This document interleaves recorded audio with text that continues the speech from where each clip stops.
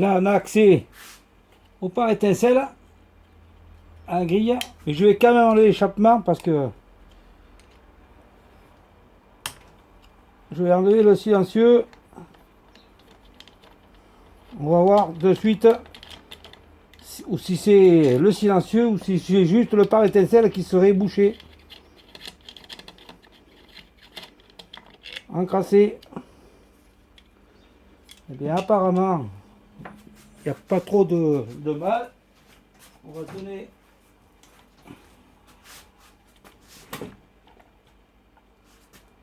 bon, mais ça va, ça a l'air d'être juste au niveau du pare-étincelle. Je vais quand même, on voit que dedans l'échappement est quand même gras. Alors soit la personne a tourné avec de la mauvaise huile ou trop d'huile, mais bon, peu importe, en attendant je vais nettoyer ce silencieux et le pare-grille. Le pare-grille, alors je vous dis pas. Vous voyez peut-être dans quel état il est, je vais vous faire voir. Moi, à mon avis, il est bouché. Le pare-étincelle, c'est sympa, mais ça obstrue facilement le silencieux. Voilà. Donc je nettoie le silencieux, je remonterai et la machine tournera comme une montre. On voit d'ailleurs que ça, on appelle ça dégueuler, mais enfin, voilà, ça a bavé partout l'huile. Je comprends pas là. Hein.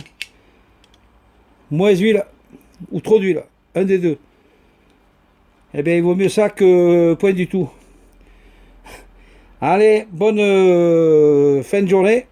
Et puis, on se retrouve dans une autre vidéo. Et merci de m'avoir écouté.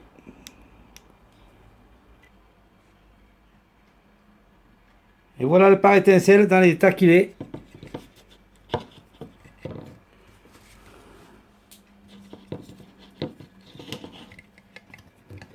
Je l'enlève, je vais vous faire voir. Voilà. Voilà. Une petite grille de rien du tout peut vous induire en erreur et puis penser que c'est tout calaminé, que l'échappement est bouché ou voilà.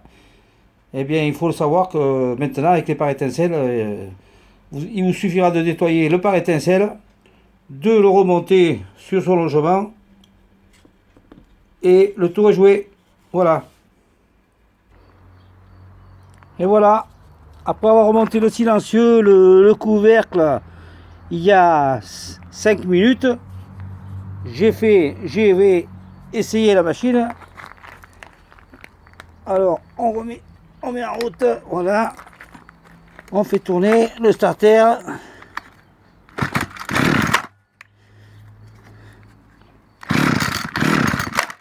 Voilà, il faut que j'accélère.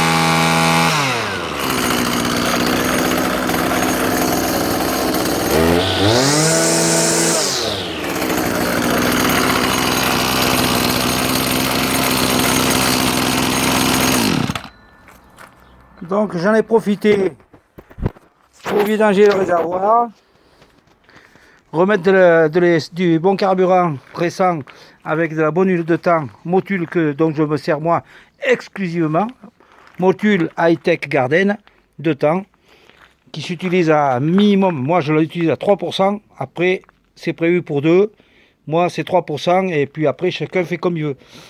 Et ensuite j'ai pensé à agresser le renvoi d'angle. Pensez à agresser cette renvoi d'angle parce que si vous ne le faites pas de quelques années, un jour ou l'autre il n'y a plus de graisse, la graisse s'enroule, elle se sèche, elle s'enroule autour avec la force centrifuge, elle se colle contre les parois du carter, elle échappe aux pignons et après les pignons ils tournent dans le sec. Voilà. Ben écoutez, j'espère que cette vidéo vous aura peut-être été instructive. Pour ma part, je continuerai à en faire. Et si vous avez besoin d'un conseil ou autre, dans la mesure de mes compétences, je suis prêt à vous écouter. Merci. Bonne fin de journée.